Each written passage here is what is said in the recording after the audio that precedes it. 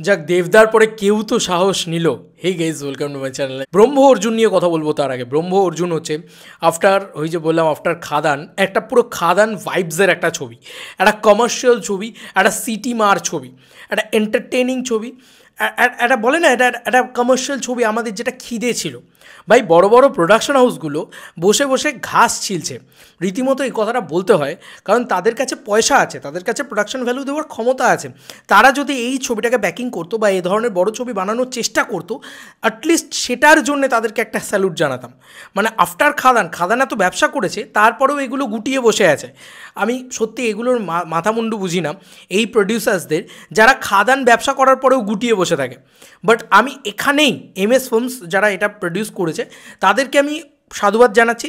At least তারা চেষ্টা তো করেছে একটা কমার্শিয়াল ছবি বানানোর। এটা সবথেকে বড় কুর্নিশ জানাই, কারণ আজকের দিনে বাংলা মার্কেটে দাঁড়িয়ে কমার্শিয়াল ছবি যে সবথেকে বেশি, বাংলা আজকের দিনে কেন, যে কোনো দিনে দাঁড়িয়ে, যে কোনো জায়গায় দাঁড়িয়ে কমার্শিয়াল ছবি ওয়াইডার অডিয়েন্স টেনে নিয়ে আসে, মাস ছবি ওয়াইডার অডিয়েন্স টেনে নিয়ে আসে। সরি, আমি তো বারবারই বলছি যে এই কাজটার ভিতরে পুরোপুরি খাদানের একটা টেমপ্লেটের ভাইবস রয়েছে। সেই জিনিসটা দুই বন্ধুর গল্প খাদানেও, এখানেও দুই বন্ধুর গল্প।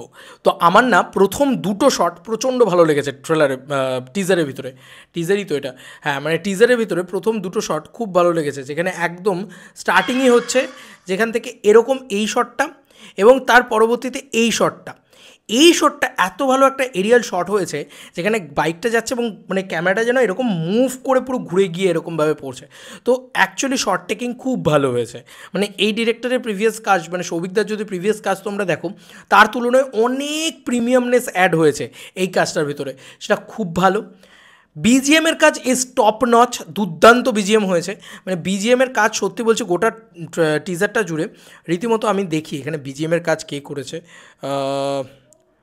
কালারিস্ট ভিএফএক্স শুভায়ন চন্দ্র, ডিআই স্টুডিও এডিট এফএক্স, ওকে। সাউন্ড মিক্স করেছে সম্রাট রয়, টিজার এডিট দীপায়ন রয়। আচ্ছা, দীপায়নদা কিন্তু মানে রীতিমতো বলছি, দীপায়নদাই খাদান কেটেছে। তো দীপায়নদা কাটলে মানে একটা ব্যাপার আছে, খাদানের টিজার কেটেছে, ট্রেলার কেটেছে, তো দীপায়নদা সেইটা ভালোভাবে কেটেছে অ্যাকচুয়ালিতে। এবং বিজিএম, এই যে টিজার বিজিএম সৌম্যদীপ চক্রবর্তী, ওর প্রশংসা আমি করছি, কারণ দারুণ টিজার বিজিএম হয়েছে, অ্যাকচুয়ালিতে দারুণ লেগেছে। এবং সত্যি বলছি, মানে বাকি যদি স্টারকাস্টের কথায় চলে আসি এবার, সেখানে আমি খরাজ মুখার্জিকে ছোটো ছোটো জায়গায়, কিছু জায়গায় দেখতে পাচ্ছি, চিৎকার করার যে মুভমেন্টগুলো সেগুলো ভালো। আচ্ছা, যেটা সবথেকে ভালো লেগেছে, রোহন এবং অনিন্দ, এদের দুজনকে দেখতে পেয়েছি। প্রিয়াঙ্কাকে তো সেভাবে দেখতে পাইনি, তবে রোহন এবং অনিন্দকে দেখতে পেয়েছি। তাদের কাজ না রীতিমতো বলছি বেশ ভালো লেগেছে আমার। আজকে যদি এই কাজটাকে সাপোর্ট না করি তাহলে কিন্তু খুব অন্যায় হবে। আজকে কমার্শিয়াল ছবি হচ্ছে, কমার্শিয়াল ছবিকে যদি সেই লেভেলে সাপোর্টটা না করি, খুবই অন্যায় হবে আমার মনে হয়।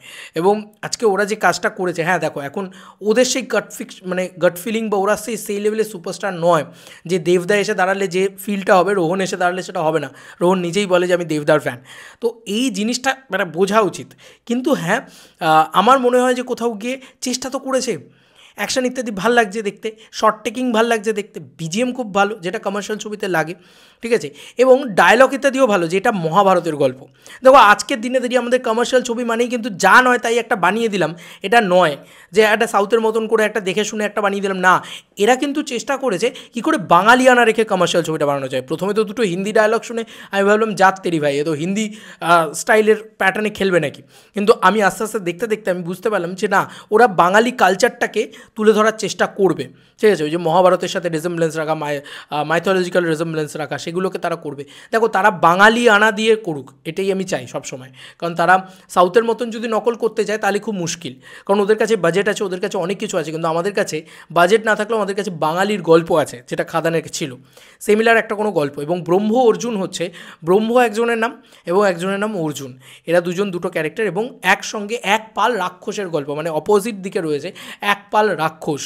এটা একটা গ্যাং ওয়ার্ল্ড লাগার গল্প আমার যতদূর যা মনে হচ্ছে। এবং যে লোকেশনটাকে চুজ করা হয়েছে সেটা না খুব সুন্দর, সেটা আমাদের বাংলারই গ্রামগঞ্জ জায়গা থেকে শ্যুট, তো সেই জায়গাগুলো না অ্যাকচুয়ালি দেখতে খুব ভালো লাগছে, জঙ্গল ইত্যাদি, সেগুলো না অ্যাকচুয়ালি একটা কোথাও গিয়ে একটা ফিল গুড ফ্যাক্টর দিচ্ছে যে না বস, এটা হয়েছে কিছু, ঠিক আছে।